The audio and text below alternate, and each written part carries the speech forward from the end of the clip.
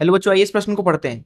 दूरी r पर स्थित दो बिंदु आवेशों धन q और धन q के बीच जो है बल F है। यदि एक आवेश जो है स्थिर हो, वह दूसरा उसके चारों ओर r त्रिज्या के वृत्त में चक्कर काटे, तो कार्य कितना होगा? पहला ऑप्शन है F गुणे r, दूसरा ऑप्शन है F गुणे 2 पाई r, तीसरा ऑप्शन है F भागे 2 पाई r, चौथा ऑप्शन है 0। आइए इस प्रश्न के मुख्य अवधारणा की चर्चा करें। मुख्य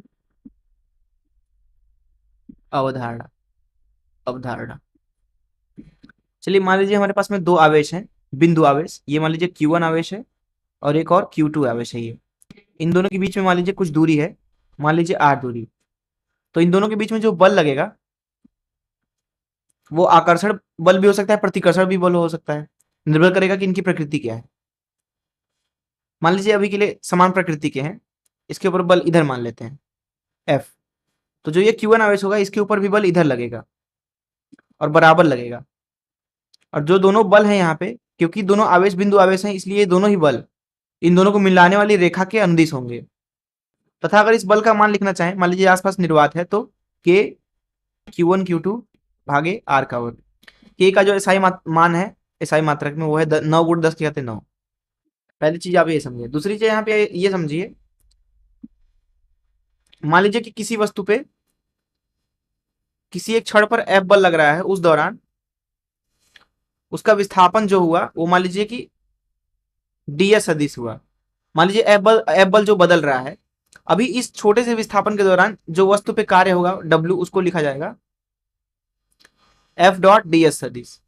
अर्थात जो कुल कार्य है जिसको लिखेंगे dw का समाकलन पूरे विस्थापन के दौरान, वो होगा F सदिश डॉट ds सदिश पूरे s विस्थापन के लिए। मान लीजिए कुल विस्थापन s है, तो पूरे विस्थापन के लिए।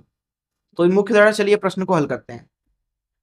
देखिए प्रश्न में बोल रहा है कि दो आवेश हैं धन q और धन q। तो ये पहला धन q आवेश है और दूसरा है धन q आवेश। इस तरीके से बोल रहे, जो ये दूसरा वाला है ये एक के परितः वृत्ति गति कर रहा है। इस तरीके से वृत्ति गति कर रहा है। तो मान लीजिए इस वृत्त में ये घूम रहा है। तो किसी भी छड़ पे अगर आप देखोगे तो इन दोनों के बीच में जो बल होगा वो प्रतिकर्षी होगा, क्योंकि दोनों की प्रकृति समान है। F बोल देते हैं उसको। जिस तरीके से ये इस वृत्ति गति में गति कर रहा है Q आवेश, अलग अलग बिंदुओं पर अलग अलग इसकी स्थिति में बल की दिशा लगातार बदल रही है। जैसे मान लीजिए आवेशित कण यहाँ पे पहुंच जाए अगर Q आवेश, तो इनके बीच में जो बल होगा अब इधर की दिशा में हो जाएगा। अगर वो आवेशित कण यहाँ पे पहुंच जाए, तब उनके बीच में जो बल है, जो यहाँ आवेशित कण घूम रहा है, उसके ऊपर जो बल होगा इधर की दिशा में हो जाएगा। अर्थात जो यहाँ पे पूरा कुल बल है F सदिश, वही बदल रहा। तो किसी छड़ पे मान लीजिए कि F सदिश बल लग रहा है उसके ऊपर, इस दौरान इसकी मान लीजिए छोटी सी विस्थापन हुई ds विस्थापन। तो इसके ऊपर जो छोटा सा कार्य होगा dw, उसको लिखा जाएगा F सदिश डॉट ds सदिश। अर्थात dw को लिखा जा सकता है, बल का परिमाण मान लीजिए F है, विस्थापन का परिमाण मान लीजिए ds है, गुणे cos थीटा। थीटा है F सदिश और ds के बीच में कोण। यहां पे आप पाएंगे कि जो थोड़ा सा विस्थापन हुआ है, ये दरअसल स्पर्श रेखीय विस्थापन है थोड़ा सा,